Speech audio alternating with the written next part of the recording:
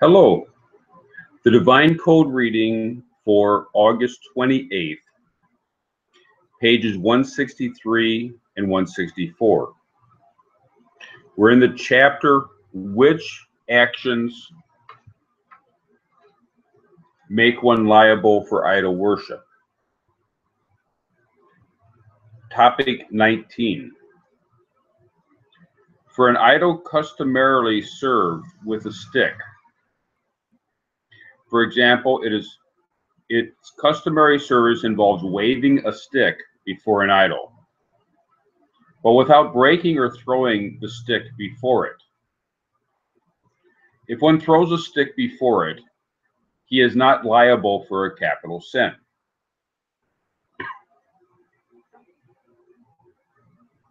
This is because it is not similar to the sprinkling of blood that is done in the service of the Holy Temple, since the strictly forbidden category of throwing only applies to something that breaks and splatters like blood. Torah and Shulchan Aruch, Yeridea 139.3, based on the exclamation of Rashi on Tractate Avodah Zarah 51a. So this is a case where someone that throws something, it has to splatter, break apart. You know, when it hits the ground or when it hits, it has to splatter apart, break apart and splatter, similar to the wine libation in the Holy Temple. And if it doesn't break apart and splatter, then it's not considered to be a doing that action of libation.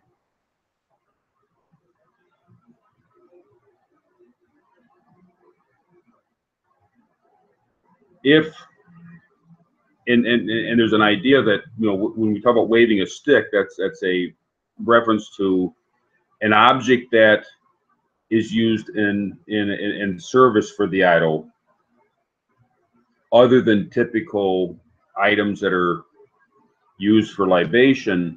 If that object is splatterable, then it would be considered similar enough if it was used in that item in that manner with that idol. So the idol Merculus that has a stick waved before it, if a person threw the stick and the stick splattered, which sticks don't normally splatter, but if the stick splattered, then that would be considered like a libation, even if they don't normally serve the idol that way. It's one of the temple services. But if one breaks a stick before the idol, he is liable, even though this is not the traditional manner of service, because it is similar to slaughtering. However, if it is not customary to serve the idol with a stick, then breaking a stick before it is not like slaughtering, and one who does so is not liable for a capital sin. So if a person does not wave a stick before the idol, and he breaks the stick in front of an idol that doesn't normally use a stick, that's not considered slaughter. It's only considered slaughter if he breaks an idol in front of an idol that he breaks a stick in front of an idol that considers sticks part of its service. And I suppose if the person normally serves an idol by waving a clump of mud in front of it, and he throws the clump of mud and the clump of mud splatters, that would be considered like a libation before that statue. It might not be considered, if it's like dry mud, it splatters.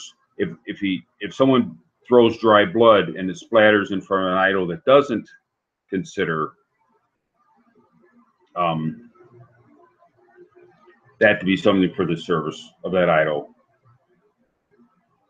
or the dry mud is not considered service for that idol, then from what it's saying here, I would think that would not be considered libation. It would only be considered libation if dry mud was used in front of the particular idol when it's thrown. One who kills a fish in the service of an idol by cutting in the manner of slaughtering has the same rule as one who serves an idol by breaking a stick.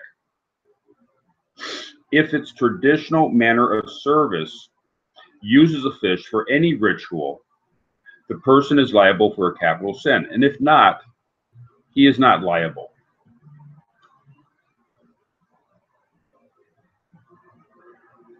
Rambam, the laws of the worship of stars and idols, 3:4, and Shulchan Aruch, Yeridea,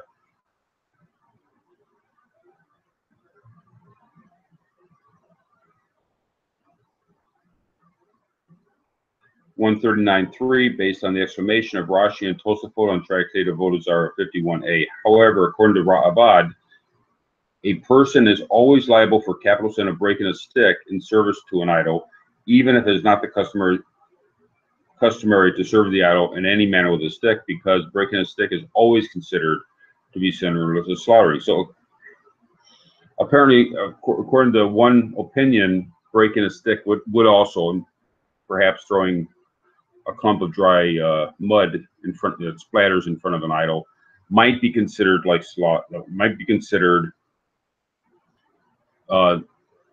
like libation, but normally it would not be, according to this. And therefore, you wouldn't prosecute in a court. It might be prosecutable in a heavenly court, maybe, but not in a physical court of law, because the overall opinion is that it's not considered the same in that case.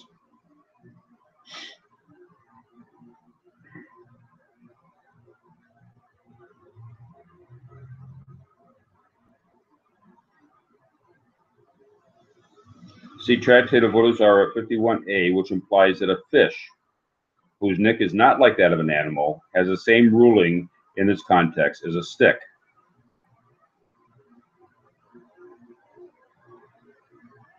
This ruling is at Rambam and Shulchan Aruch, but in the opinion of Ra'avad, a person is always liable for this action. So we're talking about similar to a stick, the case of the fish. A fish does not have a normal neck. It doesn't have the body is attached directly to the body. I mean, to the head.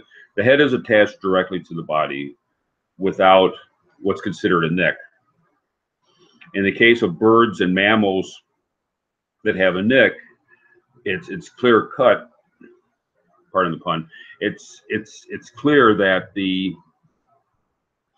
when the slaughter takes place. With a fish, it's not so clear, according to most opinions.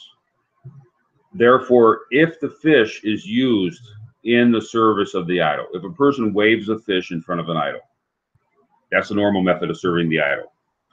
And instead of waving the fish, a person cut the neck of the fish, the area between the head and the body. If it's used in other manners of service, then that would be significant for that idol to cut it. But if it's not considered significant for the idol, if a fish is not considered significant for the idol, then cutting the head off the fish would not be a manner of slaughter in front of that fish, in front of that idol.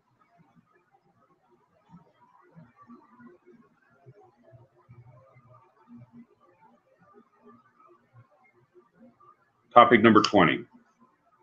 One who burns anything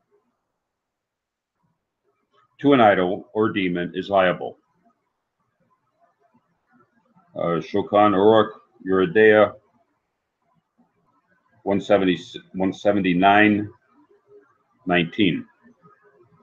One who burns an animal, a plant, salt, or spices to an idol is liable for a capital sin. Even if this is not the customary way of serving the idol, the ruling still applies, because burning is one of the 4 services that is performed that are performed for God in the holy temple.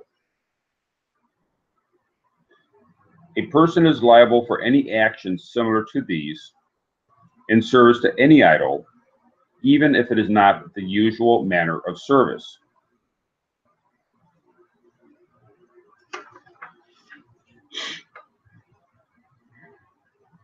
If one serves an idol by burning something that is unfit for the altar in the holy temple, such as wine or water, which aren't burned on the altar, even though they are poured on it, or fruit, honey, yeast, bread, locusts, or any animal missing a limb,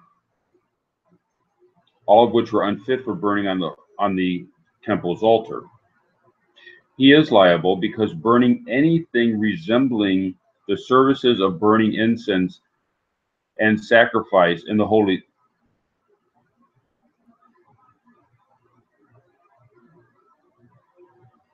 because burning anything resembles the services of burning incense and sacrifices in the holy temple. Or Shemeach Hilkot of Avodah Kohanim, chapter 3. It is clear that burning any object, whether fitting or not, is similar to the temple service, since it is burnt in fire. This is comparable to slaughtering, about which Tur Shulchan Aruch rules that one is liable for any type of slaughtering, even for that which is not fitting for the temple's altar, such as non-kosher animals, locusts, or an animal that's missing a limb. So we know the same principle of not the same principle involved with slaughter also applies with burning. The principles of slaughter is any animal that, you know, even non-kosher animals, as long as it has a neck, it's considered slaughter similar to the temple service, and therefore would be a liability, regardless of whether or not that's a service specific to the idol being served that is done in front of.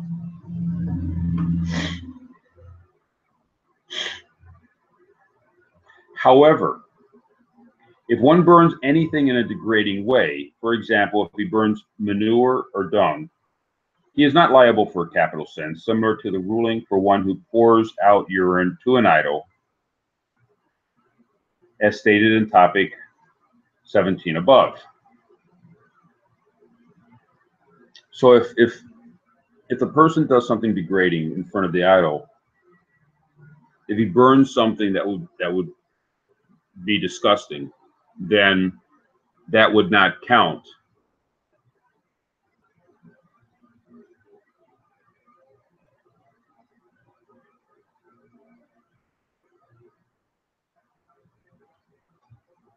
Keshnaf Mishnah Hilkot Avodah Kohanim 6:3 writes that one is liable for offering a person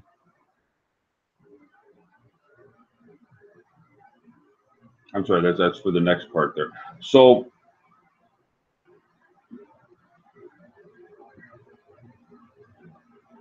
I would assume that if it's like Peor, the idol Peor was served by a person relieving himself in front of the idol, as disgusting as that sounds. So in that case, perhaps it would be applicable if it's done with an idol that uses that. You know, it'd be like breaking a stick principle, that if a person even burn something disgusting in front of the idol, if the disgusting is considered a significant object for the idol, then that might still be a liability in that case. But otherwise, they would not be. One who burns a person's living or dead body or any part of a human body as a service to an idol is liable for a capital sin of idol worship, even if it is not the idol's traditional manner of worship.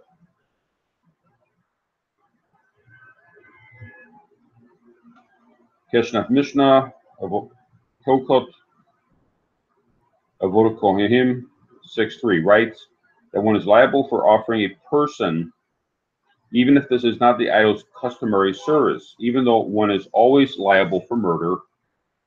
The practical difference is that it is combined with idolatry. The person is liable for punishment by the hand of heaven on 2 counts.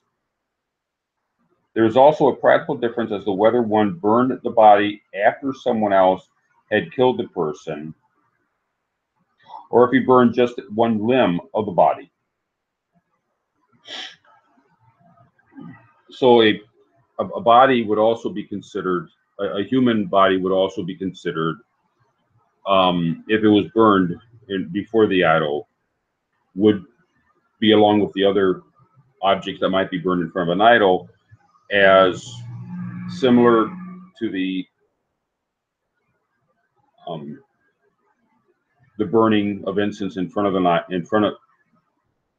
in the holy temple,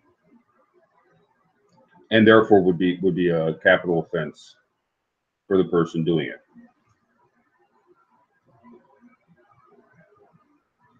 Topic 21. Something that is burned completely and is turned into charcoal is not considered to be burned again by subsequently being returned to the fire. See Tractate Zivakim 86a, Rambam Laws of Sacrificial Procedures 6.3. But if it is not burned completely and can therefore be burned after it has already previously been burned.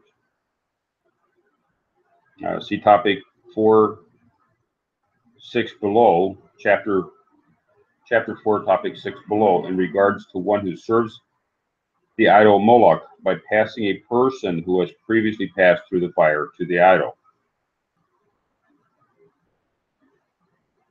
The second time makes one liable as well. Likewise, blood can be sprinkled and a liquid can be poured out repeatedly, even after they have already been sprinkled or poured out. So there's the matter of the state of an object, the name given to an object. If that changes, the status of an object changes, then the halachas change with it. And so what they're talking about here is a, if fuel, or what's being burned, I should say, what's being burned changes its status into a burnt, now it's considered a burned object, where maybe if it's a partially burned object, then it can still be burned. But once it's fully burned, then just putting it back on the fire doesn't change what it is by being on the fire. You can't burn something that's burned. You can burn something that's been partially burned. And similarly, liquid. If the liquid is splattered, it's still liquid, and therefore it can be resplattered. If it were to change its status, then perhaps it wouldn't be splatterable at that point. But as long as it's liquid, it can be reused over and over again.